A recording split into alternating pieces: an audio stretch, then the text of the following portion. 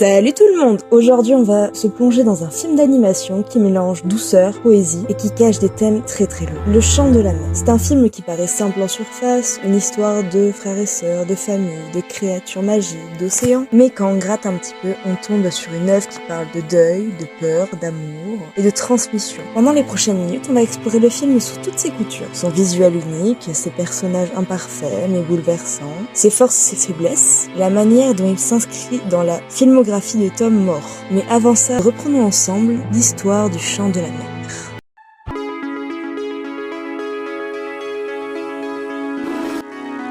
Notre histoire commence sur une île isolée où vit une petite famille dans un phare. Connor, sa femme Bruna et leur fils Ben. La nuit où Bruna va donner naissance à leur petite fille Maina, elle va mystérieusement disparaître dans la mer, ne laissant que sa fille derrière elle. La famille se retrouvera bouleversée à jamais. Le film va parler principalement de comment la famille va se relever de cette perte et comment ils vont réussir à se pardonner et à pardonner aux autres, comment les non-dits vont finir par éclater, comment la paix va retourner dans cette famille. Commençons par ce qui frappe immédiatement, le visuel. C'est un film qui est peint à la main, avec un style graphique inspiré des enluminures celtiques et des motifs traditionnels irlandais. Chaque plan du film ressemble à une illustration qu'on pourrait encadrer. Ce n'est pas juste joli, les visuels portent le sens de l'histoire. Ils sont uniques et dégagent une patte propre au réalisateur. Au début, l'univers est sombre, les intérieurs étroits, les couleurs froides, tout exprime l'enfermement émotionnel des personnages. Puis l'histoire avance et l'extérieur s'ouvre, la mer, les collines, les paysages sont baignés de lumière. À la fin, les personnages portent des vêtements amples et colorés qui montrent qu'ils ont réussi à surmonter leurs épreuves. C'est ce qui fait que pour moi, un film est réussi visuellement, c'est que on n'a même pas besoin de regarder l'histoire pour comprendre, parce que les couleurs sont choisies avec subtilité, les vêtements aussi, les décors, tout est criant de sens, de sous-texte. Ce qui rend le chant de la mer si fort, c'est les thèmes universels. Chaque personnage incarne une manière différente de gérer la douleur. Nous avons Ben,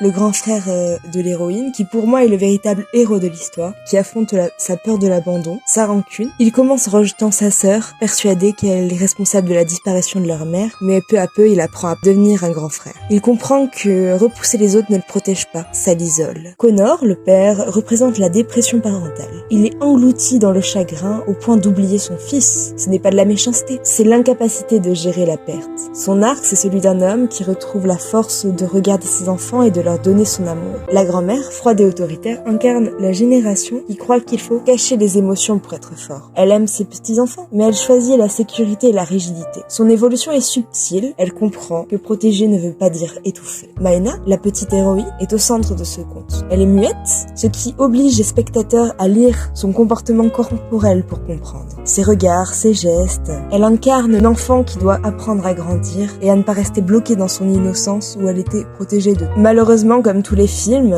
celui-ci a des défauts. Le premier défaut que je note, c'est le rythme de l'histoire. Parfois, l'histoire va trop vite et certains dialogues tombent un peu de nulle part. On sent que le film aurait gagné en intensité dans sa résolution s'il avait duré quelques scènes de plus, si on avait développé plus les personnages secondaires qui sont quand même très sous-exploités. On est dans un univers mythologique où on a plein de créatures.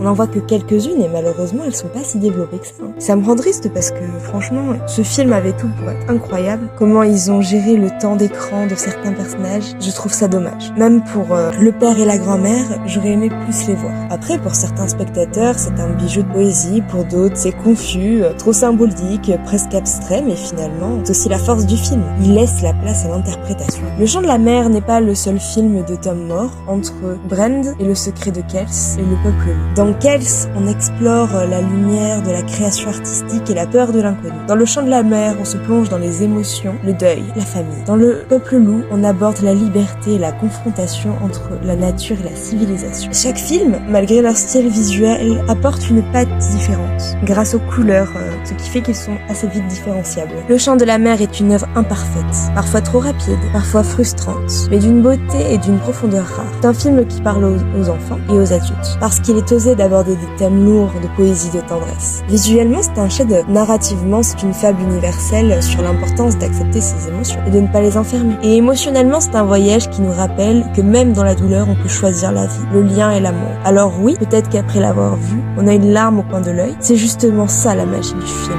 Il nous fait traverser nos propres océans intérieurs pour nous ramener à la surface, un peu plus léger, un peu plus humain.